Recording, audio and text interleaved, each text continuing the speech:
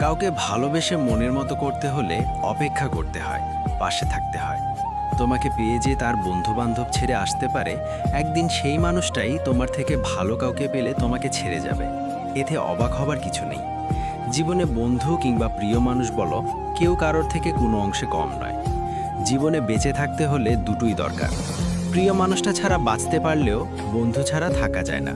কথায় তো আছে, বন্ধু ছাড়া লাইফ ইম্পসিবল।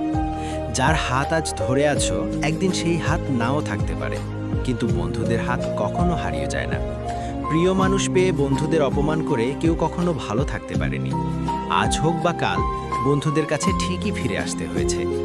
যে আজ তোমার ভালো বন্ধু হয়ে আছে, তাকে কখনো প্রিয় মানুষটার কাছে ছোট করো না, নয়তো একদিন তুমি নিজেই তার কাছে ছোট হয়ে থাকবে।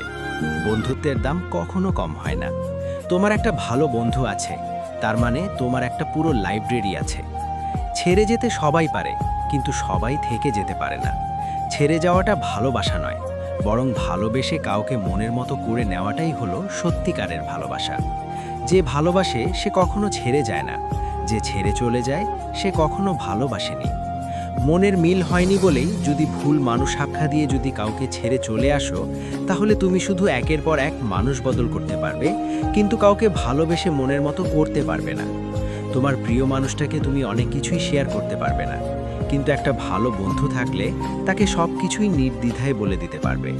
তোমার প্রিয়জন তোমাকে সময় দিতে চাচ্ছে না, কিন্তু সে দিব্যি অনলাইনে আছে, ফ্রেন্ডসদের সাথে আছে, অন্যান্য ব্যস্ততার তার বাহানা দিয়ে তোমাকে দূরে রাখছে। মন খারাপ।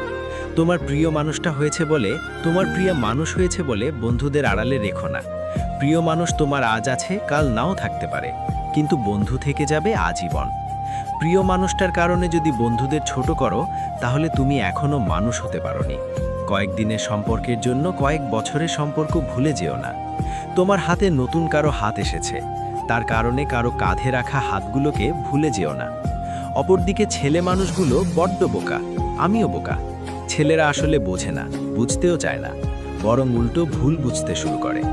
হাসি খুশিভাবে কথা বলা মেয়েটা যদি বদলে যায়, তখন ছেলেটা মনে করে মেয়েটা তার উপর রেগে আছে, তাকে দেখতে পারে না, সহ্য হয় না ইত্যাদি। এসব ভেবে ছেলেটাও নিজেকে গুটিয়ে নেয়। অথচ ছেলেটা জানে না যে মেয়েটা তাকে পছন্দ করে, তাই সে নিজের ইচ্ছে মতো চলতে থাকে। মন খারাপ, একদিন কেটে যাবে। যেদিন থেকে ওর মন খারাপটা শুরু হবে, তুমি এখন তাকে যতটা মিস করছো, অথচ তার খবর নেই। তুমি যতটা অভিমান নিয়ে বসে আছো, কিন্তু তোমার কথা তার মাথায়ও নেই। তোমার ফিলিংস বোঝার চেষ্টা করেনি। ঠিক এই ব্যাপারগুলোই একদিন তার সাথে হবে। যদিও সেটা তুমি চাও না, ঠিক এভাবেই ছেলেরা তাদের মতো করে সরে যায়, আর মেয়েরা সব কিছু লুটিয়ে রাখে। ধীরে ধীরে মেয়েদের দুর্বলতাও কমতে শুরু করে। তারপর একটা সময় হারিয়ে যায় ভালোবাসা। অধিকাংশ ছেলেই মনে করে আজও তাদের কেউ ভালোবাসেনি, পছন্দ করেনি, তার উপর কেউ দুর্বল হয়ে পড়েনি, কিন্তু তা আসলে নয়। সেদিন তুমি তার মতোই আচরণ করবে, এবং সে তোমার মতো কাউকে কষ্ট দিয়ে কেউ কখনো পার পেয়ে যায় না। রিভেঞ্জ অফ নেচার বলে একটা কথা আছে, সেটা কিন্তু হবেই। তুমি প্রকৃতিকে যেটাই দিবা সেটাই ফেরত পাবা। ঘন্টার পর ঘন্টা মেসেঞ্জারে কথা বলাকে প্রেম বলে না। যে মেয়েটা প্রতিদিন নিয়ম করে 4 থেকে 5 ঘন্টা আপনার সাথে কথা বলতে চায়, সে আসলে আপনার সাথে প্রেম করছে না, সে আপনার কেরিয়ার নষ্ট করছে। প্রত্যেক ছেলের উপরেই কোনো না কোনো মেয়ে একটা সময় হলেও ভালোবাসা জন্মেছিল, কিন্তু খুব কম সংখ্যক ছেলেই সেই ভালোবাসা ধরতে পেরেছে, বুঝতে পেরেছে। ছেলেরা বোঝে না আর মেয়েরা বলে না। এই দুই সমীকরণের জন্যই অধিকাংশ মেয়েই তাদের পছন্দের মানুষটিকে কাছে পায় না। মেয়েদের বুক ফেটে চৌচির হয়ে যাবে, কিন্তু তারা মুখ ফুটে বলবে না ভালোবাসি। আহা, লজ্জাবতী, বড়ই আফসোস। কাউকে প্রথমবার অবহেলা করে দেখো, সে দ্বিগুণ তোমার প্রতি আকৃষ্ট হয়ে তোমার কাছে চলে আসবে।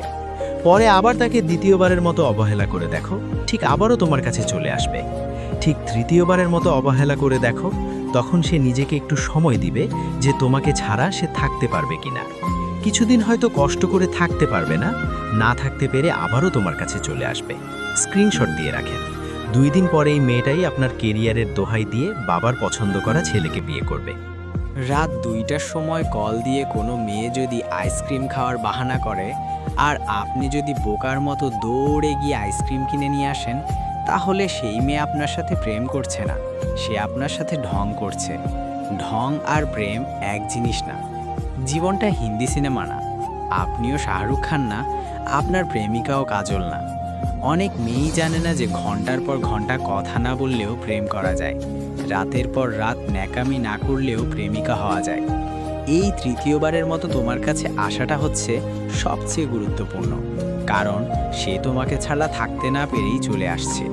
কিন্তু চতুর্থবারের মতো যদি তাকে ফিরিয়ে দাও, তখন সে এক বুক হতাশার দুঃখ নিয়ে এমনভাবে হারিয়ে যাবে আর তাকে খুঁজে পাবে না, আর সে তোমার কাছে ছুটে চলে আসবে না, কারণ তোমার বারবার অবহেলা তখন তার সহ্য করার মতো শক্তি থাকে না।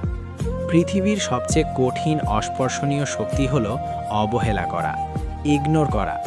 মানুষ সব রকমের শাস্তি সহ্য করতে পারলেও অবহেলা কেউই সহ্য করতে পারে না। তিতা সত্য হচ্ছে, সব মেয়ে প্রেমিকা হওয়ার যোগ্যতা রাখে না। ওই মেয়েটাই প্রেমিকা হওয়ার যোগ্যতা রাখে যে মেয়েটা আপনার ক্যারিয়ারের কথা ভাবে, যে মেয়েটা আপনার সুবিধা বোঝে, অসুবিধা বোঝে, যে মেয়েটা আপনার কষ্টগুলো খুঁটিয়ে খুঁটিয়ে দেখে।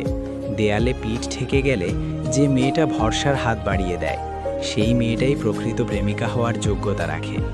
দিন শেষে একটা কথা মাথায় ঢুকিয়ে রাখা ভালো, মেয়েরা চাহিদার সাগরে ডুব দিয়ে থাকে না, ভালো মেয়েরা অন্যকে ভালো রাখার সাগরে ডুব দিয়ে থাকে।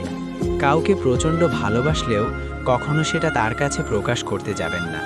সবাই সব কিছু মেনে নিতে পারে, কিন্তু অবহেলা কেউই মেনে নিতে পারে না। অবহেলা করার চেয়ে বড় শাস্তি আর কাউকে কোনো কিছুতে দেওয়া যায় না।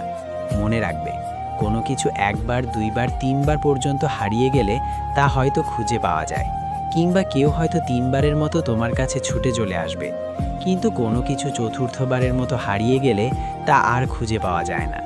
চতুর্থবারের মতো কাউকে তাড়িয়ে দিলে সে হয়তো আর ফিরে আসে না। বড় তো ভুল হয়ে গেল যে তোমার সাথে খারাপ ব্যবহার করে যাচ্ছে, তার সাথে যতটা পারো ভালো ব্যবহার করে যাও। অন্তত তাকে তোমার বোঝানো উচিত, তোমাকে সে যতটা খারাপ ভাবে তুমি ঠিক ততটা খারাপ নও। এতে কি লাভ?